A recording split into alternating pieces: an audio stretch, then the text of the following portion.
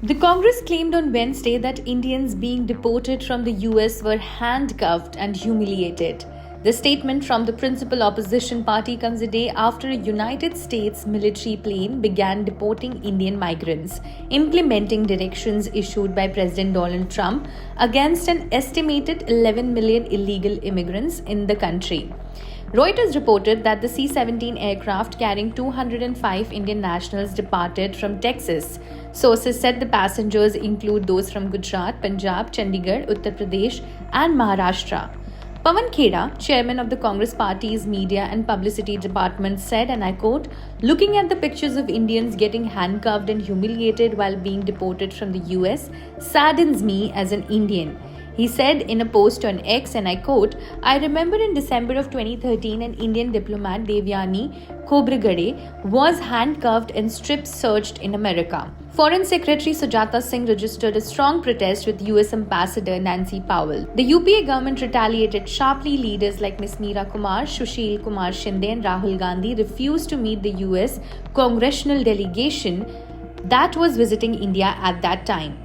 About the 2013 incident, he said, and I quote, "Government of India withdrew several perks given to the US Embassy, including imports of food and alcohol at concessional rates by embassy staff."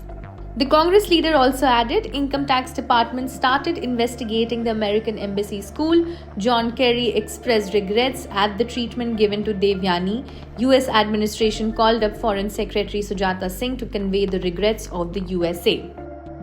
Meanwhile, Congress's deputy leader in Lok Sabha, Gaurav Gogoi, also protested against, and I quote, "the manner in which the United States government has sent Indians back to our country." He wrote on X, and I quote, "The way they are being chained is demeaning and dehumanizing.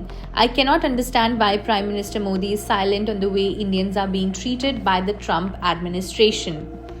On the deportation of Indians, a US Embassy spokesperson in Delhi had said on Tuesday, and I quote, "The United States is vigorously enforcing its border, tightening immigration laws, and removing illegal migrants. These actions send a clear message. Illegal migration is not worth the risk."